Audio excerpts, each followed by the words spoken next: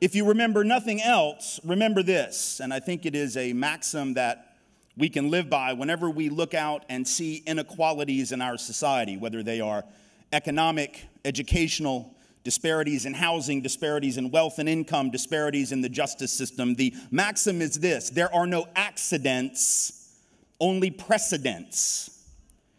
And what I mean by that is that when we see inequities in our society, we sometimes assume that something has gone wrong, that the system is broken down, and we can't figure out what it is that's created them. But remember, there are no accidents, only precedents. That is to say, things that preceded what we can witness with our own eyes today. And if we know what those things are, then we can move forward with intentionality to create real equity. If we are unclear about what those precedents are, we will continue to spin our wheels to no effect.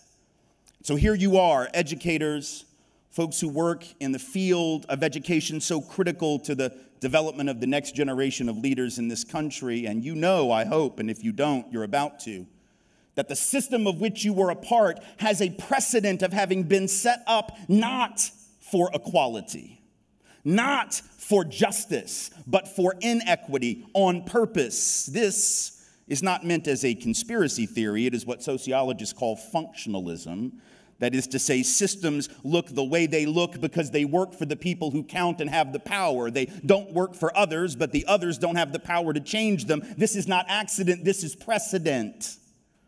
If you understand that, then you have the option to become not just a teacher, not just a staff member in a school trying to do right by children. You have the option to become a revolutionary, upending that system. But you got to understand where that system came from. So let's take it back a ways. Let's look at the evidence to suggest that these inequities are deliberate that you face. And I want to ask you to tell a little story that I know you know. I've heard you tell it before, yeah. About the origins of the racial system of white supremacy in the 1600s. Sure. If you tell that story a little bit, as an American history teacher and a labor history teacher, I know that even most teachers in this room, may not know that story. Right. Well, I'll tell a very brief version of it because I know we don't have a lot of time. When we look around and we see today in our politics a rich white man telling working class white people that their problem is brown people, we need to understand the historical pedigree of that. That is symbolic of the entire history of race and class politics in America.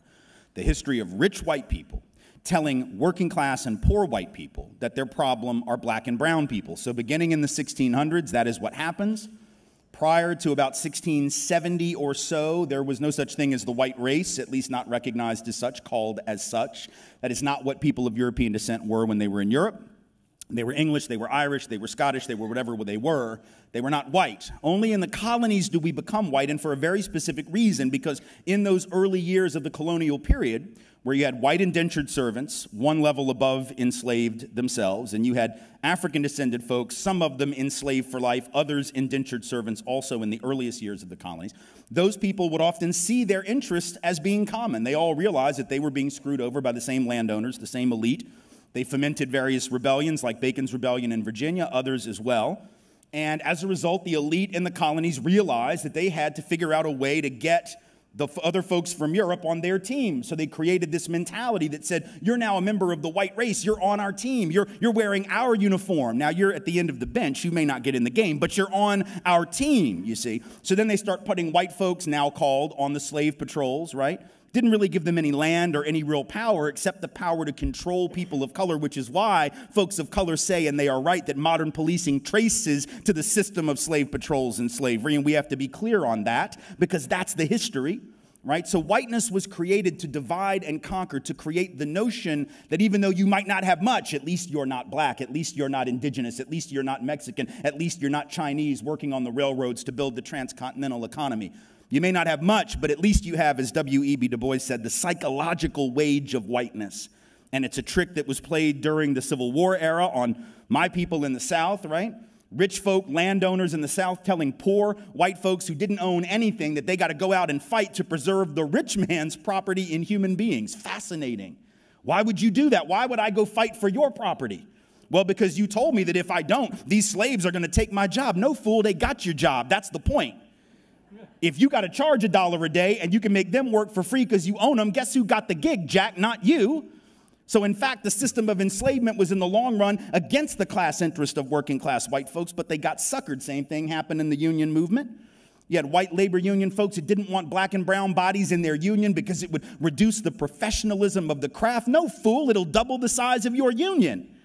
And then when you go out on strike, they can't replace your happy ass with the brown folk that you didn't want next to you in the first place. Because when they do replace you with them, then you will blame them, not the elite. See how that works? It's a trick.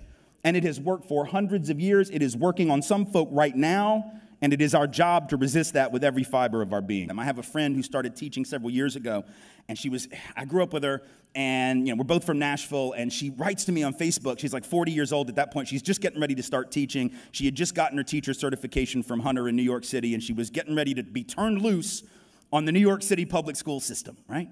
So she writes me up. She says, what do I need to know? I was like, well, where are you going to be teaching? Now, before I tell you the answer she gave me, let me explain.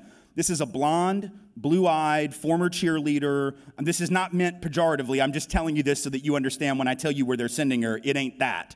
So I say, where are they sending you? And she says, the South Bronx. And I said, what neighborhood? And she said, Mott Haven. Okay, well, Mott Haven is the second poorest community in this country behind Pine Ridge Reservation. Median income of households the year that my friend was going to start teaching, $7,500 per year per household in income. And here's this nice white lady getting ready to roll up in Mott Haven to teach 8th grade. This is worse than Michelle Pfeiffer in Dangerous Minds. Like, this is way worse, right? So she said, what do I need to know? I said, well, here's what you need to know. First of all, 8th grade is like the worst time to be alive on the planet. By the way, anyone in here that teaches 7th and 8th grade, God bless, because that's the hardest damn thing in the world. Right? So I said, here's what you got to do. You can't just go in and teach what's in that curriculum. You've got to go, because 8th grade's a hard time to be alive. They're going to try to eat you alive, not because they're bad kids, but that's what 8th graders do, right? So you're going to walk in, they're going to have your number from the get. You're going to walk in there, they're going to look at you, and they're going to figure out how to make your life miserable. The only thing you can do is take the power back by going in, looking at them. I would put my name on the board, turn around, face the class, and go, I know this is some shit, right?